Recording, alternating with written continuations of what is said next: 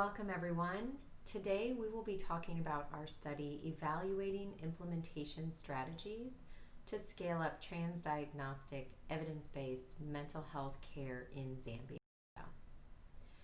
We would like to start with a little bit of study background just to remind everyone what our study is about.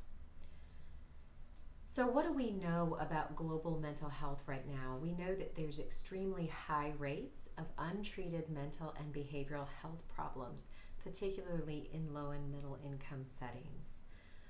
Despite the need for these services, we see a lot of treatment gaps.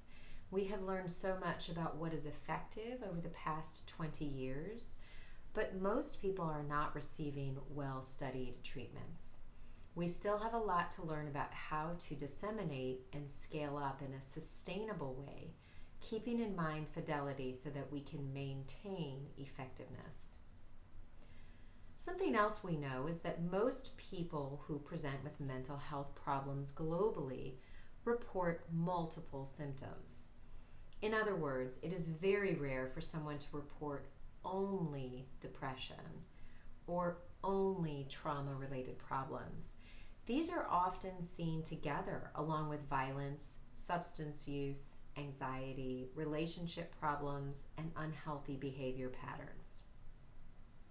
Finally, as a little background, one of the exciting advances in global mental health is that many studies have shown that task shifting, or using lay providers to deliver mental health treatments, is effective, acceptable, feasible, and implementable in low and middle income countries to deliver mental health services. So our study includes the scaling up of CETA, the Common Elements Treatment Approach. And there's a website here for more information. Just briefly, our team has developed the Common Elements Treatment Approach, which trains counselors in an element toolkit designed to address a range of commonly co-occurring mental health problems. CETA has now proven clinically effective in 5 randomized controlled trials in Iraq, Thailand, Colombia, Ukraine, and Zambia for reducing a wide range of symptoms, including depression, anxiety, trauma, unhealthy alcohol use, and interpersonal violence. As a quick reminder of our study design, we are evaluating 2 train-the-trainer implementation strategies. We know that train-the-trainer models are needed to scale up programs. Yet research shows that in many fields, TTT programs are rolled out showing very poor maintenance and fidelity with very large drift. This could lead to scaling up something that is no longer effective. Definitely not what we want. So we are thus studying 2 different implementation strategies for a train-the-trainer of CETA. One is our typical gold standard in global mental health, where we use expert trainers live to conduct in-person training and do a lot of coaching. The second implementation strategy is all technology-based, where we use technology and tablets and pre-recorded content and prompts. Thanks, Laura, and hello everyone. I'm going to begin by talking briefly about counselor competency, which is one of the primary outcomes of this study. CETA has multiple elements, and for each element, we have developed a tool that we are using to measure counselor competency. You can see on the slide an example of a tool that is used to measure the competency of a counselor as they administer a specific element of CETA. The counselor is rated from levels 1 to 3, depending on their competency.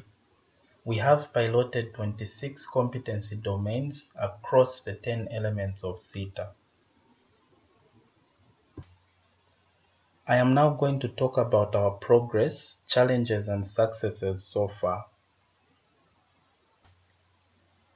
Between 2018 and 2019, we began to develop the CETA tech.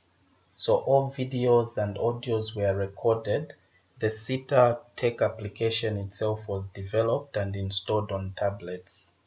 In September to October of 2019, competency measures were developed and inter-rater reliability trainings conducted. In October of 2019, a pilot training was conducted using the CETA tech, and minor adjustments were made to improve the tech. In December of 2019, 8 trainers were randomized to tech and live arms of our study, and in February to March of 2020, trainings were conducted for the tech arm and the live arm. By the end of March, the research was suspended due to COVID-19, and in April, a supplement was submitted to enable us to provide emergency response for COVID-19. So our emergency response was to focus on safety for suicide, homicide, and IPV, all of which was to be delivered via telephone. In August of 2020, all the CETA materials had to be adapted for delivery via telephone, and in October of 2020, we adapted our competency measures to account for delivery over the phone as well.